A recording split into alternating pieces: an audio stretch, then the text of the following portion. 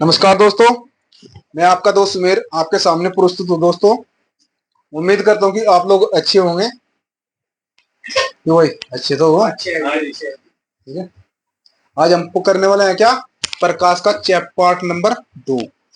किसकी शुरुआत करेंगे? प्रकाश के पार्ट नंबर 2 की। और हेडिंग क्या होगा हमारा? अनियमित परावर्तन। अनियमित परावर्तन क्या होता है? विस्तृत परावर्तन कहते हैं। अनियमित परावर्तन को क्या कहते हैं? विस्तृत परावर्तन। कहने की बात क्या है, ये एक दूसरे के अपोजिट होते हैं। ठीक। अब थोड़ा सा रिवीजन क्या है, पिछला भी कर लिया जाए भाई थोड़ा सा, तो पहली क्लास में होता तो बच्चों साथ साथ में क्या आपका रिवीजन होता रहेगा। मेरे से ये बताओ भाई, प्रकाश कण है सबसे पहले किसने दिया था? न्यूटन। न्यूटन ने। और इसको साबित किसने करा था? आइंस्टीन। कब? 1905 में। ठीक है। फिर कौन आया इसके बाद में? नहीं, यंग आया था। उसने क्या कहा था? प्रकाश एक तरंग है। तो साबित किसने करा था? यंग ने साबित करा था। यंग ने साबित करा था। व्यतिकरण की सहायता से। अच्छा, व्यतिकरण की सहायता से। बहुत बढ़िया, चलो कोई बात नहीं। तो मेरे से एक बात बताओ तुम भाई, निर्वात में प्रकाश की चाल कितनी होती है? 3 गुना 10 की पावर 8 मीटर प्रति सेकंड। कितनी होता है? निर्वात में प्रकाश की चाल की कीमत 3 गुना 10 की पावर 8 मीटर प्रति सेकंड। प्रकाश की चाल का पता किसने लगाया था मेरे भाई? इसके बाद में आते हैं, आधुनिक विचारधारा के अनुसार प्रकाश क्या है? बोलो। कण है। प्रकाश एक तरंग भी है और कण भी है। किसके तहत? आधुनिक विचारधारा के अनुसार। अच्छा ये बताओ मेरे से, ट्रांसपेरेंट क्या होता है? पारदर्शी। इसके आर पार जिसको सूर्य जो है मतलब किरण आर पार जा सके, मतलब क्या है, सूरज की किरण जो है आर पार जाकर निकल सके, उसको क्या होगी? ट्रांसपेरेंट। अर्ध पारदर्शी क्या होता है? जिसके आर पार ना दिखे। ट्रांसलूसेंट। अर्ध पारदर्शी कह रहा मैं। अर्ध पारदर्शी है जी, ट्रांसलूसेंट कुछ थोड़ा अर्ध पारदर्शी। अर्ध पारदर्शी होता है जिसमें थोड़ा थोड़ा प्रकाश क्या है, कहीं ना मतलब क्या है, प्रवेश कर जा रहा है। मेरे भाई को क्या है? ट्रांसलूसेंट यानी अर्ध पारदर्शी। एक होता है ओपेक। तो भाई इसके ओपेक का मतलब क्या है? प्रकाश जो है आर पार प्रवेश न कर सके बिल्कुल। ठीक है, वो किसके माध्यम से? ओपेक के द्वारा। ये बातें हैं, प्रकाश का सबसे अच्छा परावर्तक किसे माना जा? चांदी। चांदी को मानने जा। ठीक है। अच्छा ये बताओ मेरे से, आपतित किरण, परावर्तित किरण और अभिलंब ये किस दिशा में होंगी? बोलो, कहाँ पे होगी ये? तीनों एक ही तल पे होगी। तीनों पे एक ही तल पे होगी। मैंने बताया स्ट्रक्चर बनाया था। बस इधर क्या होगी? आपतित, इधर क्या होगी? परावर्तित, और बीच में क्या होगा? अभिलंब। सीधी सी बात है, कहाँ पे होगा? तीनों जाके एक तल पे होंगे। ठीक है, तो ये कहाँ से होंगे? तीनों एक तल पे मौजूद होंगे। आपतन कोण किसके बराबर हो गए? सभी सतह और सभी। आपतन कोण किसके बराबर होता है? परावर्तन कोण के बराबर। ठीक है। परावर्तन का नियम बताओ भाई। सभी सतह और सभी प्रकार के दर्पण पर लागू होते हैं क्या?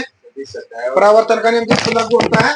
सभी सतह और सभी प्रकार के दर्पण, जितने भी प्रकार के दर्पण है, चाहे परावर्तन का नियम क्या है? चाहे सतह, ठीक, वो क्या है, वहां पर क्या लागू होगा? परावर्तन का नियम। चाहे सतह क्या हो? अनियमित हो। थोड़ा सा याद कर लगा। ठीक है। कल को रमांड होगा, नहीं रमांड होगा कल ध्यान रखना। चैनल भाई तो यूट्यूब पे सुनना दोस्तों। और भी अपने चैप्टर की शुरुआत करते हैं। रिवीजन आप लोगों का भी होगा साथ साथ में, और नोट साथ साथ में बना के चलने आप लोगों ने। बात की जाए अनियमित परावर्तन। अनियमित परावर्तन क्या होगा भाई? हम इसको क्या विस्तृत परावर्तन भी बोल सकते हैं क्या? क्वेश्चन में होगा विस्तृत परावर्तन किसे कहते हैं? अनियमित परावर्तन। ठीक। परावर्तन का नियम लागू होता है किस पे? समतल और गोलीय दर्पण। किस पे? दोनों पे। किस पे? परावर्तन का नियम किस पे? समतल और गोलीय दर्पण दोनों पे लागू होता है। किसका? परावर्तन का नियम। एक होता है पेरिस्कोप। पेरिस्कोप का मतलब क्या होता है? दो समतल दर्पण के बीच 45 डिग्री का कोण क्या है मेरे भाई? 45 डिग्री के कोण पर होता है। कौन? ये होता है मेरे भाई क्या? पेरिस्कोप। पेरिस्कोप में क्या हुआ है? जो समुद्र के अंदर की वस्तु देख सके हम, कुछ भी हो, उसकी गहराई से देख सके, तो किस माध्यम से देख सके? पेरिस्कोप। वो ही हो गया। ठीक। और पेरिस्कोप का स्ट्रक्चर बताऊं तो ऐसा कैसा होगा? अगर मान लें कि बाजीबर एग्जाम में पूछ लिया जाए कि पेरिस्कोप का स्ट्रक्चर कैसा हो, पेरिस्कोप का स्ट्रक्चर ऐसा होगा थोड़ा सा, और यहाँ से एक नाल सी बना देगा, डाल के नाल बना देगा, ऐसा स्ट्रक्चर हो पेरिस्कोप का। ऐसा हुआ मेरे भाई, जैसी वो हो रहा है 12 12 की नाड़ हो गया, ऐसा स्ट्रक्चर किसका हुआ है? पेरिस्कोप का। ठीक। तो बात की जाए मेरे भाई कैलिडोस्कोप, कैलिडोस्कोप क्या होता है? यह क्या होता है? एक प्रकार का क्या हुआ है? बहुदर्शी। ठीक। पूछ लिया जाएगा कैलिडोस्कोप क्या हुआ है? एक प्रकार का बहुदर्शी होता है। इसके अंतर्गत और हमें क्या मिलते हैं मेरे भाई? बहुत सारे रंग दिखाई देते हैं। किसके? अनेक प्रकार के रंग किसके अंतर्गत दिखाई देंगे हमने? जैसे लाल, नीला, हरा, काला, पीला, जो है अनेक प्रकार के रंग क्या हुआ है किसके अंदर?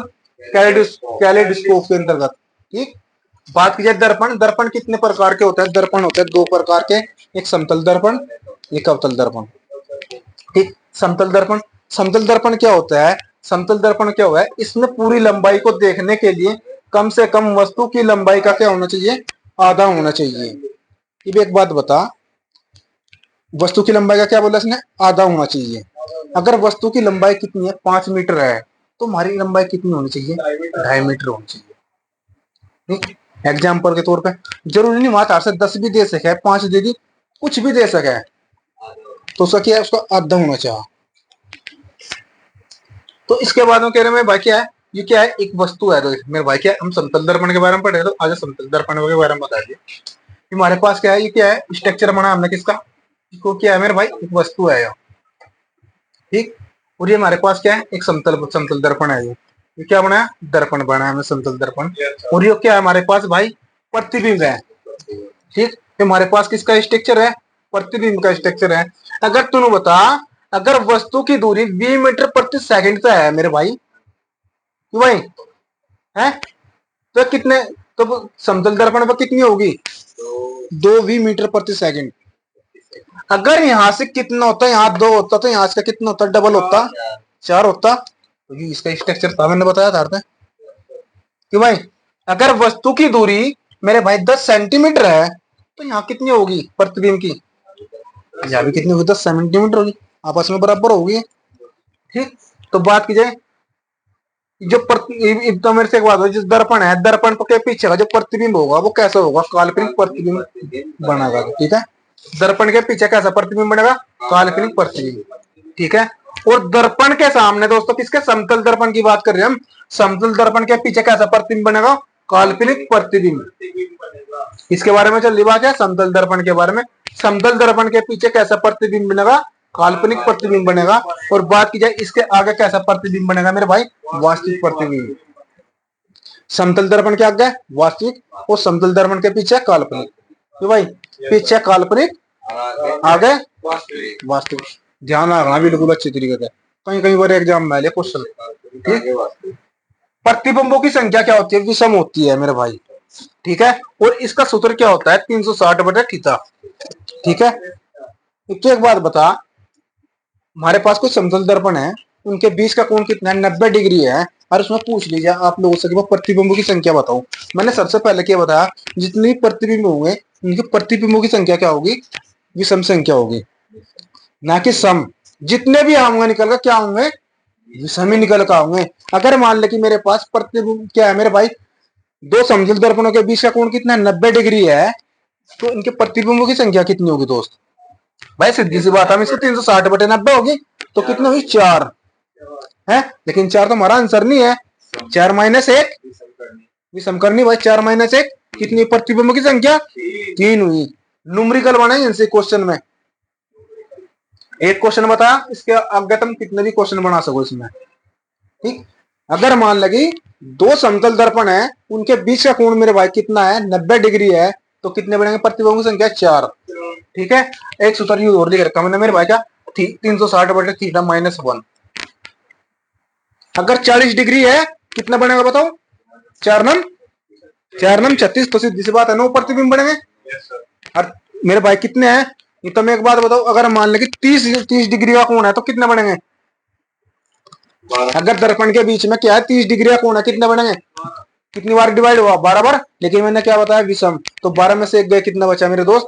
11 बचे। कितने बने? 11 बचे। ठीक है। तो हमें इस तरीके से क्या है? प्रतिबिंबों की संख्या निकाल सके मेरे भाई। अगर दो समतल दर्पण के बीच का कोण 90 डिग्री हो, तो प्रतिबिंबों की संख्या कितनी होगी? 3 होगी। जरूरी नहीं बता हमने किताब में भाई अलग अलग स्ट्रक्चर याद करके दो, 32 डिग्री में इतने प्रतिबिंब बनेंगे, 40 में इतने। अरे भाई भाई ट्रिक सूत्र याद कर लो उसने, किसी का भी पूछ लो। अरे जरूरी थोड़ा बता था 30 डिग्री का पूछेगा, 90 डिग्री का पूछेगा, 40 का भी तो पूछ सके है, 45 का भी पूछ सके, किसी का भी पूछ सके आधार पे। तो बात यह है, अगर दो समतल दर्पण एक दूसरे के समांतर है तो प्रतिबिंबों की संख्या क्या होगी? अनंत होगी। क्या मेरे भाई, समांतर का मतलब क्या है? दो समतल दर्पण क्या है? आपस में बराबर है, एक भी कितना है 10 का है और दूसरा भी 10 का, तो कितने होगी प्रतिबिंबों की संख्या? अनंत, यानी इनफाइनाइट। ठीक, आगे समझ में। क्योंकि दोनों के बीच का कोण कितना होता है दोस्तों? 0 डिग्री होता है। क्यों भाई, दोनों के कोण का बीच कितना होता है? 0 डिग्री होता है। बात की जाए, अगर समतल दर्पण को थीटा कोण से घुमाते हैं तो हाँ, तो परावर्तित किरण दोस्तों किस कितने कितने कोण से घूमेगी? 2 थीटा कोण से घूम जाओगी। ठीक है, कितने? 2 थीटा कोण से। क्या कहा? अगर समतल दर्पण को थीटा कोण से घुमाते हैं तो परावर्तित किरण भी दोस्तों कितनी रफ्तार तक घूमेगी? 2 थीटा है। ठीक है, समतल दर्पण का उपयोग किस में किया जाता है? पेरिस्कोप के माध्यम से। इसमें भाई समतल दर्पण का प्रयोग पेरिस्कोप के माध्यम से किया जाता है। बात यह लाल नारंगी और लाल रंग की तरंग दैर्घ्य क्या होती है मेरे भाई? सबसे अधिक होती है। ठीक है, अरे क्यों होती है? ये पानी द्वारा अवशोषित होती है मेरे भाई। अगर पूछ लिया क्यों है, क्योंकि पानी के द्वारा अवशोषित होती है, क्योंकि इनमें नीले रंग का तरंग दैर्घ्य भी क्या आपस में बिखर जाता है। जो नीले रंग का तरंग दैर्घ्य होगा, प्रकाश का जो तरंग दैर्घ्य तरंग पड़ेगी, उसमें क्या है, हमें बिखर जाओगी। इसीलिए समुद्र का पानी नीला दिखाई देता है। क्या है? इसीलिए समुद्र का पानी क्या हो है? नीला दिखाई दे। बेंजामा का एक गोलीय दर्पण जिसका पृष्ठ गोले के केंद्र की ओर होता है तो इसे क्या कहा जाता है भाई? अवतल दर्पण। ठीक, ये सही होगा डायरेक्ट क्वेश्चन। एक गोलीय दर्पण जिसका पृष्ठ गोले के केंद्र की ओर होता है उसे क्या कहते हैं? अवतल दर्पण। ठीक है, क्या कहते हैं? अवतल दर्पण। अवतल दर्पण को हम नतादार दर्पण भी बोल रहे हैं और उसको अभिसारी दर्पण भी बोल रहे हैं। ठीक है, जरूरी नहीं चाहता कि ये भी ऑप्शन आ सके, ये भी ऑप्शन। तुम कहना भाई मैं तुम्हारा तो अवतल दर्पण पढ़ाया था जी। अरे भाई मैंने लिखवा भी दिया दोस्तों था क्या, साथ साथ में हमने लिखवा भी दिया भाई। ठीक, तो क्या होगा? जिसकी परावर्तक सतह धसी हुई हो उसे क्या बोलते हैं? नतोदार दर्पण। तो भाई जिसकी परावर्तक सतह क्या हो? धसी हुई हो, उसे क्या? नतोदार दर्पण। ये यहां से ये पूछा गया, शायद ऑप्शन में अवतल दर्पण ना गई दोस्त, एग्जाम में कई बार मिला हमने। ठीक है, बात ये गोलीय दर्पण के परावर्तक केंद्र के दर्पण को हम क्या कहते हैं? ध्रुव कहते हैं। क्या कहते हैं? गोलीय दर्पण के परावर्तक केंद्र के दर्पण को किस नाम से जानते हैं? ध्रुव के नाम से जानते हैं। और गोलीय दर्पण के केंद्र को वक्रता केंद्र। देख कितना अंतर है इसमें। क्वेश्चन यहाँ से पक्का लाजमी फंसा है और बच्चा यहाँ से क्या हो जाएगा? ध्रुव पे भी, उसको क्या है? वक्रता केंद्र का भी। तो भाई क्या ध्रुव है? इन्होंने सोचा मैं ध्रुव लगाऊं या वक्रता केंद्र लगाऊं। इस क्वेश्चन को पढ़ने की कई बार जरूरत है मेरे भाई। क्या है? गोलीय दर्पण के परावर्तक केंद्र, क्या गोलीय दर्पण के परावर्तक केंद्र को क्या? ध्रुव। ठीक है, और गोलीय दर्पण के केंद्र को हम सीधा क्या बोल लेंगे? वक्रता केंद्र। गोलीय दर्पण के केंद्र को वक्रता केंद्र। ठीक है, वो दर्पण का कौन सा भाग नहीं है? फोकस। और वक्रता केंद्र क्या है? ये दर्पण के भाग नहीं है। अगर आप लोगों से पूछ जाए कौन से दर्पण के भाग नहीं है तो मेरे भाई कौन से नहीं होने वाले हैं? फोकस और वक्रता केंद्र दोस्तों क्या है? दर्पण के भाग नहीं है। ठीक, बात यह अवतल दर्पण में प्रतिबिंब कैसे बनता है? काल्पनिक सीधा और कितना भाई? बड़ा बनता है। और उत्तल दर्पण में क्या बना? काल्पनिक सीधा और छोटा। उत्तल में छोटा और उत्तल में क्या बनेगा? देखो उत्तल में सीधे के बाद एक छोटा और इसमें क्या बनेगा? अवतल में बड़ा। ठीक है, इसके माध्यम से याद कर सको। देखो इसमें 1 2 3 4 कितने हैं? 4 है उत्तल। इसमें ये मान लो भाई छोटा है, देखो अर्धा तैयार है। इसके माध्यम से याद कर लो भाई। देखो याद करने की ट्रिक होगा और कुछ नहीं। तो इसमें क्या अर्धा तैयार है तो भाई क्या छोटा होगा? ये अवतल है, पूरा पूरा लिख रहा है, बात ये बड़ा होगा भाई। ठीक है, तो भाई मेरे की भाई क्या है? पार्ट 2 आप लोगों से कंप्लीट करवा दिया गया और साथ साथ में नोट्स बनाइए उसके। ठीक, और मेरे भाई जितनी भी हो सके जल्द से जल्द भाई पढ़ाई के अंतर्गत कोई भी ढील ना छोड़ता बिल्कुल भी। ठीक है, एग्जाम ज्यादा दूर नहीं है, नजदीक है। पढ़ोगे तुम, थारा सिलेक्शन होगा, मेरा नहीं होने का। मेरा काम क्या है, मैं थारा पढ़ाना है मेरा काम, लेकिन रिवीजन करना तो थारा है, मेरा नहीं है रिवीजन करने का काम। हाँ वो क्या है, मैं बोर्ड पर पढ़ा दूंगा और एक बार आप लोगों से रिवीजन करवा दूंगा, लेकिन एक बार रिवीजन करने से काम नहीं चलता, कई कई बार रिवीजन करना पड़े। मेरे भाई ये नहीं पता 10 बार रिवीजन कर लिया, 20 बार कर लिया, या कितने अनेकों बार रिवीजन कर लिया। जितनी बार भी आप लोग रिवीजन करोगे उतना ही आपके दिमाग में बनेगा और उतना ही फोकस होगा। ठीक है। अच्छा दोस्तों, अगर आपको वीडियो अच्छी लगी है तो चैनल को सब्सक्राइब जरूर करें, और दोस्तों लोग वीडियो को ज्यादा से ज्यादा लोगों को शेयर करें। और दोस्तों मिलते हैं नेक्स्ट वीडियो में, जब तक के लिए जय हिंद जय भारत।